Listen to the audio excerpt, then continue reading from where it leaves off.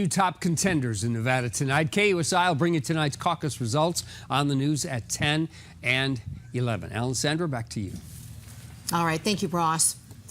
Well, joining us now to weigh in on what's happening with the GOP and who's expected to come out on top this Thursday in the debate, KUSI contributor and 1170 AM radio host, Mark Larson. Mark, thanks for being with us. Boy, when you heard those sound bites, excitement. Boy, I'm sure glad Trump's toned down a little bit. You see how cutthroat it is. I mean, and I was looking just before we came out here. CNN poll has Trump 45%, Rubio 19%, Ted Cruz 17%. Third place showing in Nevada for Ted Cruz. What's that going to mean for his campaign? It's going to mean he's got big problems. He has big problems now. After a lot of this is because of Trump's consistent, you can debate whether it's in line or out of line, but the consistent message.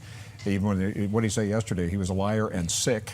But other than that, you have people watching this saying, can't we just get along? Well, not really, because this is how politics works.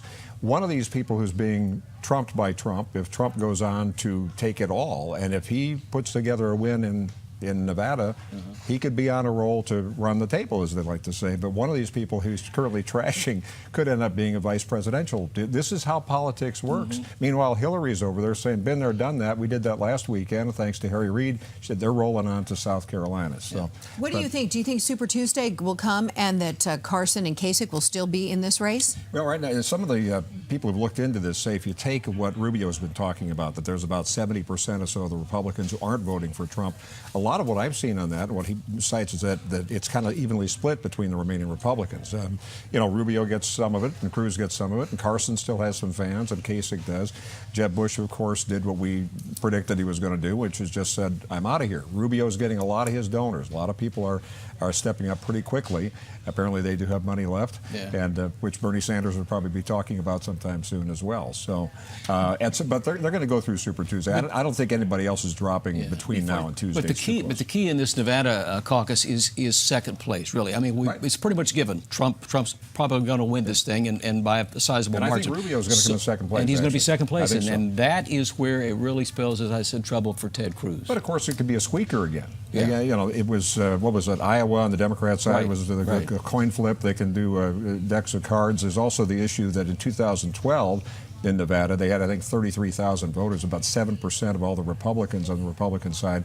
It took them 3 days. It kind of reminds us of how election night is sometimes. We have that 1% of the voting. We sit here for 4 hours waiting for, it could be a long night that goes on for a couple of days. It's up to the Republican Party to get the information out quickly so that people know what the trends are. They're using smartphones tonight, and we'll see if that...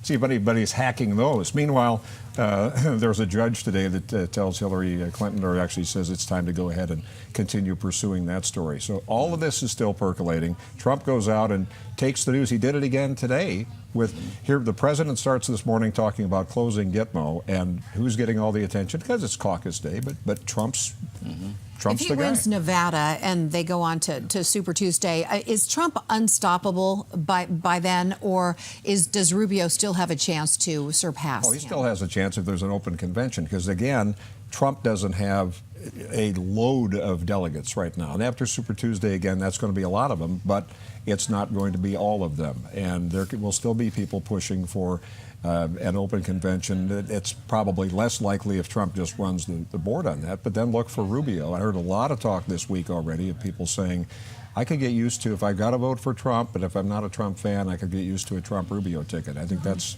kind of the current buzz. It seems like that may be where it's going.